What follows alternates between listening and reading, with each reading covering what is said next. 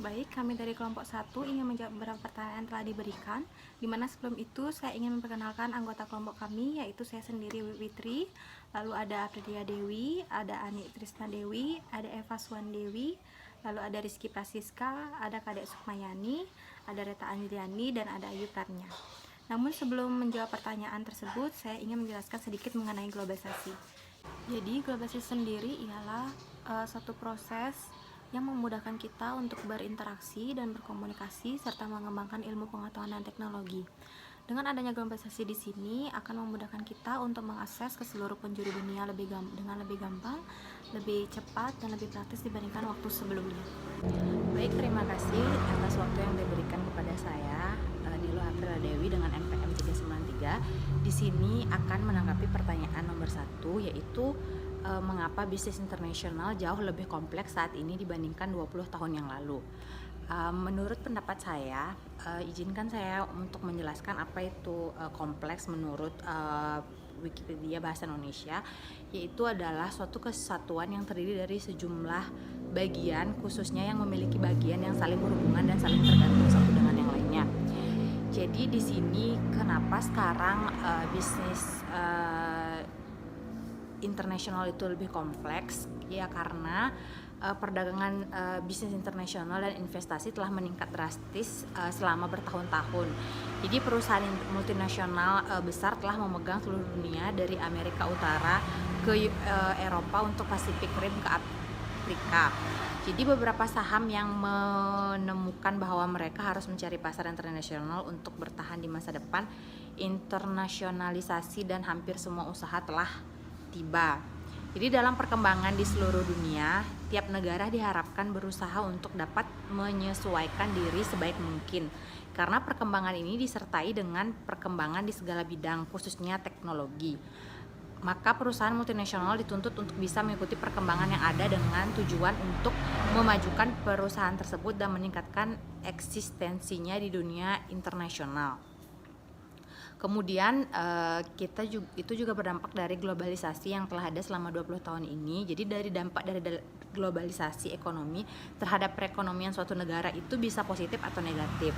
Jadi tergantung pada kesiapan negara tersebut dalam menghadapi peluang maupun tantangan-tantangan yang muncul dari proses tersebut. Jadi globalisasi ini tuh telah mengangkat jutaan orang keluar dari kemiskinan dan memiliki banyak sisi positif. Namun globalisasi juga memiliki sisi gelap. Jadi perdagangan bebas tidak selalu berarti pertumbuhan ekonomi, bahkan kecepatan globalisasi telah mempengaruhi situasi sosial ke dalam kondisi yang lebih buruk daripada sebelum globalisasi. Jadi menurut pendapat saya, kenapa sekarang kita itu bisnis internasional itu menjadi lebih kompleks dari 20 tahun sebelumnya, karena memang selama 20 tahun ini kita telah mengalami berbagai macam banyak inovasi-inovasi untuk menjadikan bisnis internasional ini tuh menjadi lebih maju. Jadi kita mau tidak mau harus mengikuti jejak-jejak dari langkah-langkah negara-negara maju yang lainnya. Bagaimana perkembangan teknologi mereka, bagaimana kita harus ikut serta dalam tetap belajar, berkembang untuk demi kemajuan dari bisnis yang internasional. Kemudian secara otomatis dari 20 tahun itu kita pasti akan terus mengembangkan bisnis internasional yang kita jalani selama ini. Jadi semakin ke depan kita itu otomatis memang berkembang untuk menjadi lebih baik. Jadi mengumpulkan hal-hal yang 20 tahun yang lalu yang masih berseceran, yang masih tidak teratur itu menjadi suatu kesatuan yang lebih kompleks, yang lebih bisa kita kuasai lagi untuk kemajuan bisnis internasional tersebut ke depannya dalam mengikuti jejak-jejak dari negara-negara maju yang lainnya.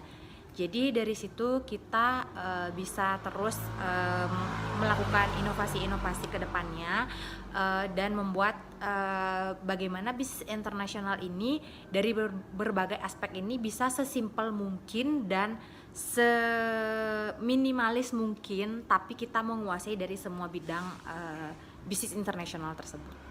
Saya Reta Anjliani akan menambahkan jawaban dari Aprilia Dewi.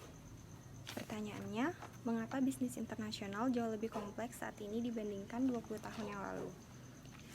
Bisnis internasional merupakan kegiatan bisnis yang dilakukan melewati batas-batas suatu negara. Saat ini, bisnis internasional sudah semakin luas dan semakin berkembang.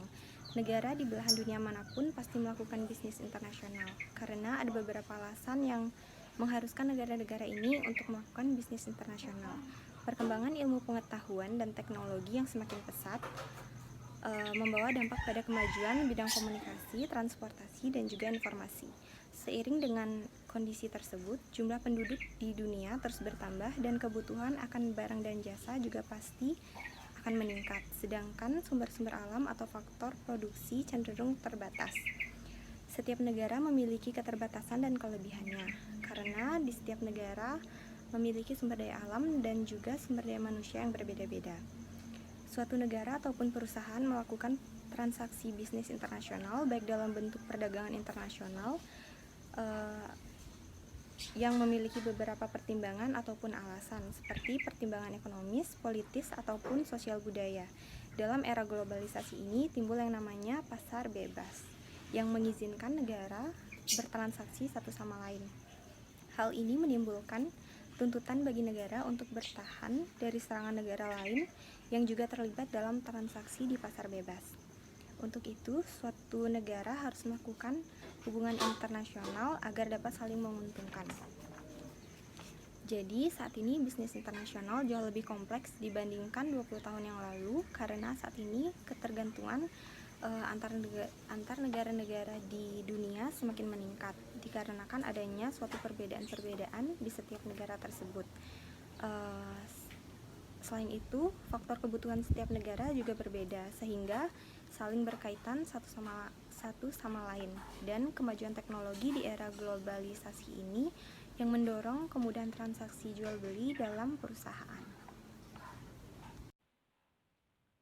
Baik, saya Nika dari Rizka, MPM 296 akan menjawab pertanyaan nomor 2, di mana pertanyaannya yaitu apakah perdagangan internasional secara akurat dikatakan mencerminkan kompetisi global? Jadi menurut saya jawabannya adalah iya. Perdagangan internasional secara akurat mencerminkan kompetisi global. Dikatakan seperti itu karena perdagangan internasional sendiri secara garis besar adalah ilmu yang mempelajari tentang pelaksanaan suatu hubungan bisnis antara negara-negara di seluruh dunia dan bagaimana cara memasuki bisnis yang bertaraf internasional. Dan kompetisi global sendiri dapat didefinisikan sebagai tingkat kemampuan suatu negara menghasilkan barang dan jasa yang sesuai dengan tuntutan pasar internasional. Jadi terdapat hubungan yang sejalan antara tingkat perdagangan internasional yang secara akurat mencerminkan kompetisi global.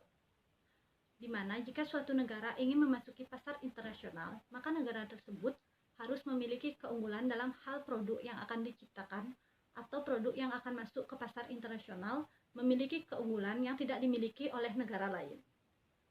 Jika suatu negara memiliki keunikan atau ciri khas dari produk yang mereka hasilkan, maka produk tersebut dapat bersaing atau berkompetisi dengan baik di dunia internasional. Sekian dari saya. Untuk pertanyaan selanjutnya akan dilanjutkan oleh rekan saya. Terima kasih. Kenalkan, nama saya Ninyoman Ani Krisnadewi, NPM 443. Di sini saya akan menjawab soal nomor 3, yaitu mengapa pola konsumsi serupa di seluruh negara industrialis meskipun ada perbedaan budaya. Pola konsumsi menjadi serupa di seluruh negara industrialis karena implikasi strategi dari tim merupakan pola marketing yang cenderung pada layanan serba cepat, instan, dan menggunakan transportasi yang berbasis teknologi tinggi. Industri merupakan faktor utama akan kebutuhan konsumsi serta pemenuhan kebutuhan kehidupan yang cenderung menuntut serba instan dan cepat. Beberapa industri lebih global daripada yang lainnya. Hal ini terjadi karena bertujuan untuk meningkatkan revenue dengan peluasan pasar dan menguasai sumber daya yang ada. Budaya bisnis di Jepang adalah di mana orang Jepang memiliki etos dan etika bisnis yang sangat kuat, menjaga keharmonisan dan loyalitas. Ada pula ajaran-ajaran pokok budaya Jepang yang digunakan dalam berbisnis, yaitu wa artinya harmoni, kau artinya reputasi, dan omayori artinya loyalitas. Konsep wa lebih mementingkan kerjasama daripada egoisme pribadi. Konsep kau menekankan untuk menjaga kehormatan orang lain, sedangkan konsep omayori berkaitan dengan strategi bekerja sama dalam jangka panjang, yaitu dengan menjaga kepercayaan rekan kerja. Berikut ada contoh, budaya bisnis di Meksiko adalah bersifat paternalistik, lebih menitikberatkan manajemen bisnis secara kekeluargaan, sangat menjaga keharmonisan dengan hubungan baik. Baik, saya Komayu Pranyaningsih, saya akan membahas soal nomor 4, yaitu bagaimana pemasaran global berbeda dari pemasaran internasional. Yang pertama saya akan bahas tentang pengertian global dan internasional. Pada umumnya, istilah internasional dan global sering dipertukarkan satu dengan lainnya, dan bahkan bagi para akademis pemasaran global sering dianggap sama artinya. Pengertian mengenai kedua istilah tersebut baru jelas perbedaannya bila kita membahas mengenai jenis-jenis pemasaran internasional dalam arti luas, serta topologi pemasaran yang bergerak di pasar internasional. Pemasaran internasional dan pemasaran global. Pemasaran internasional adalah kinerja kegiatan-kegiatan bisnis yang didesain untuk mencerahkan, menetapkan harga, mempromosikan, dan mengarahkan arus barang dan jasa sebuah perusahaan kepada para konsumen lebih dari satu pasar negara untuk mendapatkan keuntungan. Sedangkan pemasaran global mengacu pada kegiatan-kegiatan dari perusahaan yang menekankan upaya-upaya standarisasi, koordinasi lintas pasar, dan integrasi global. Jenis-jenis pemasaran internasional ada 5, yaitu yang pertama pemasaran ekspor, yang kedua pemasaran internasional dalam arti sempit, yang ketiga pemasaran multinasional, yang keempat pemasaran multiregional, yang kelima yaitu pemasaran global. Selanjutnya yaitu topologi perusahaan. Perusahaan internasional fokusnya pasar domestik identik dengan pasar luar negeri. Visinya, kriteria ditentukan sendiri, untuk orientasinya sifat pasar atau konsumen dimanapun sama. Strateginya internasional, struktur divisi internasional, strategi pemasaran perluasan, untuk fokus lokasi lead banknya negara asal, sumber daya manusia, orang negeri asal ditempatkan di posisi kunci di mana saja, gaya operasi sentralisasi, kebijakan finansial tergantung pasar keuangan negara asal, kebijakan investasi sumber dari negara asal. Selanjutnya perusahaan global, fokus ada beberapa dan persamaan dalam pasar dunia. Visinya melihat dunia sebagai susunan yang kompleks. Orientasi konsumen untuk setiap negara ada kesamaan dan perbedaannya. Jadi strategi standarisasi tapi juga penyesuaian. Untuk strateginya global, struktur campuran atau matrik, strategi pemasaran, perluasan, adaptasi, dan penciptaan. Fokus lokasi lead banknya negara asal dan tuan rumah terintegrasi. Gaya operasi, orang terbaiklah tanpa memandang dari mana asalnya yang memegang posisi kunci integrasi. Kebijakan finansial mencari sumber keuangan paling murah di pasar dunia. Kebijakan investasi, subsidi, silang, dan dapat ditransfer antar negara untuk mendukung strategi global. Selanjutnya integrasi global, kekuatan-kekuatan pendorong. Yang pertama teknologi, yang kedua budaya, yang ketiga kebutuhan-kebutuhan pasar, yang keempat biaya, yang kelima pasar-pasar bebas, yang keenam integrasi ekonomi, yang ketujuh perdamaian, yang ke-8 visi manajemen, yang ke-9 strategi, yang ke-10 strategi dan tindakan global.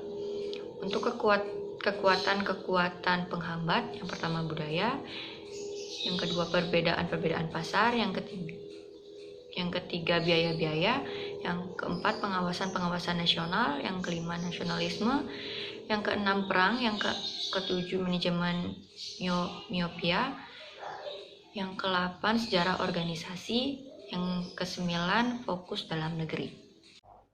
Perkenalkan, nama saya Nimade Eva Suandewi, NPM 435. Di sini saya akan menjawab pertanyaan nomor 5, yaitu menurut Anda, apakah perusahaan harus memasarkan produk yang sama dengan cara yang sama di seluruh dunia atau tidak?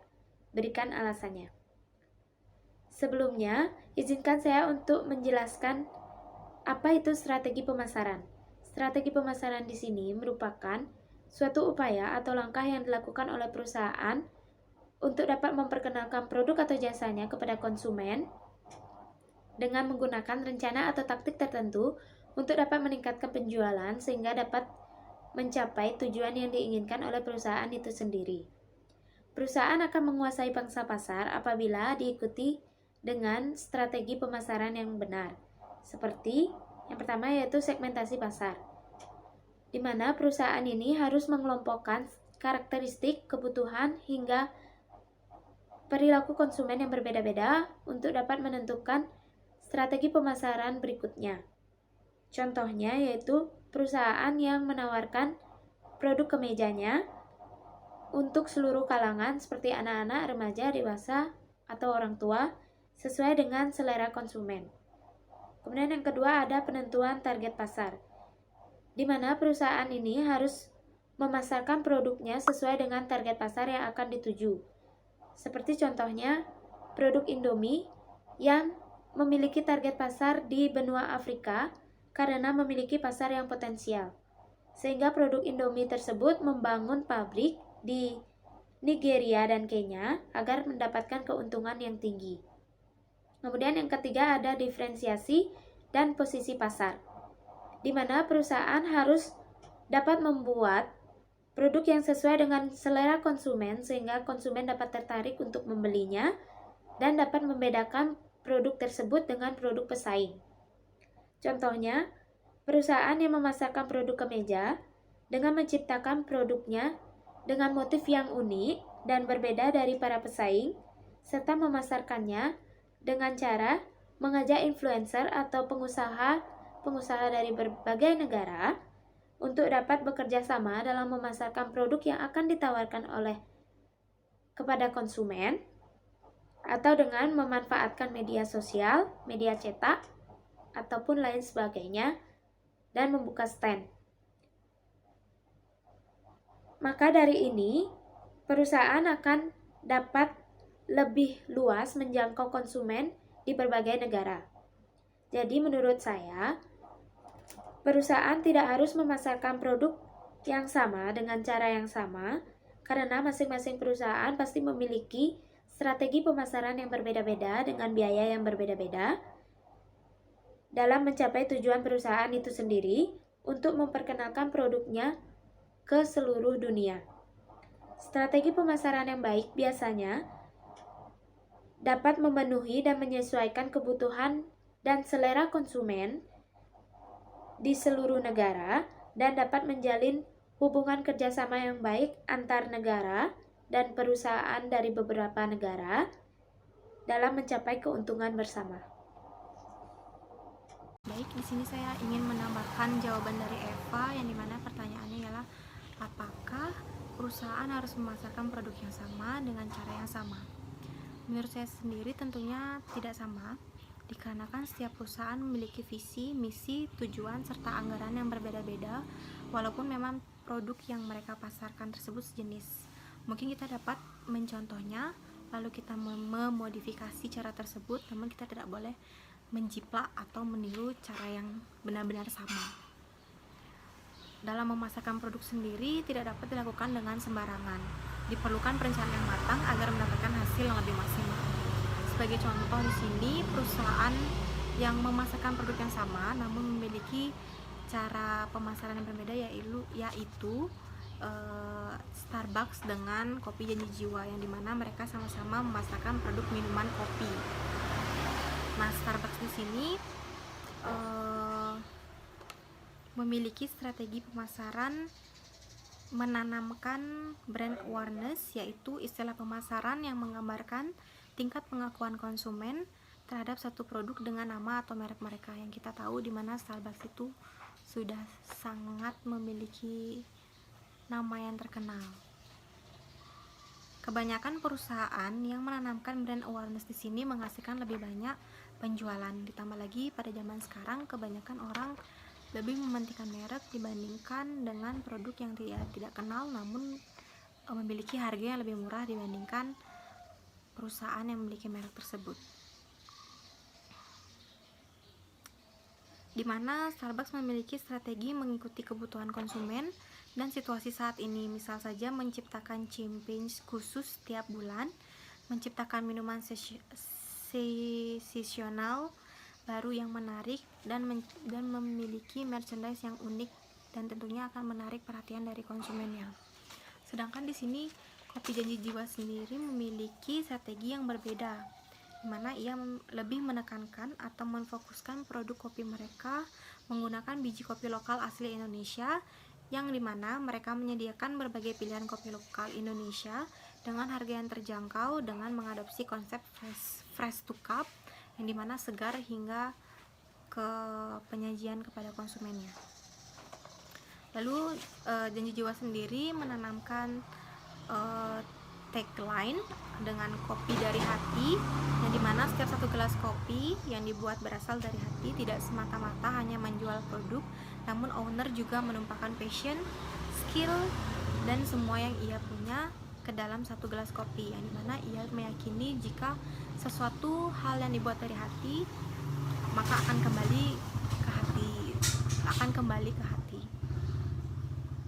Selain strategi dengan menanamkan tagline kopi dari hati, Janji Jiwa juga melakukan promosi digital melalui Instagram yang melibatkan influencer terkenal, lalu melakukan kolaborasi dengan brand-brand besar seperti Oreo, Milo, dan Sasana. Dengan Sasa Santan ini, mereka meluncurkan satu produk kopi yang namanya, kalau nggak salah itu Coco Latte, dimana kopi dari Janji Jiwa ini diracik jadi satu dengan santan Sasa. Baik, mungkin itu yang bisa saya tambahkan. Selanjutnya akan dilakukan oleh pertanyaan nomor 6. Terima kasih. Selanjutnya, saya Sukmayani NPM 416 akan menjawab pertanyaan nomor 6, yaitu bagaimana internet mempengaruhi pemasaran global. Menurut saya, media berperan penting dalam sebuah pemasaran, apalagi pemasaran global yang berkelas dunia, memasarkan produk-produk dari negara satu ke negara lainnya, dan salah satu terjadinya interaksi dalam sebuah pasar yaitu adanya media. Karena media bertugas menyampaikan sebuah informasi kepada khalayak, untuk melakukan sebuah pemasaran, apalagi pemasaran dalam media online, bahwa media berperan penting dalam pasar tersebut. Pemasaran global, suatu pemasaran berkala seluas dunia, karena peluang pasar selalu terbuka bagi semua pelaku usaha, tak terkecuali di pasar ekspor. Media salah satu sarana untuk terjadinya pemasaran global melalui media sosial seperti internet, dan bahkan sekarang banyak sekali aplikasi yang bisa dijadikan pasar untuk menawarkan barang mereka, salah satunya yaitu seperti Lazada, Shopee, Tokopedia, dan masih banyak lainnya. Dan bahkan aplikasi tersebut dirancang dan diluncurkan untuk mempermudah melakukan transaksi langsung di sana. Baik teman-teman, terima kasih atas perhatiannya. Sekian video dari kelompok kami. Semoga apa yang kami sampaikan bisa bermanfaat dan bisa dicerna dengan baik. Jika ada salah kata dari kelompok kami mohon maaf yang sebesar-besarnya. Terima kasih.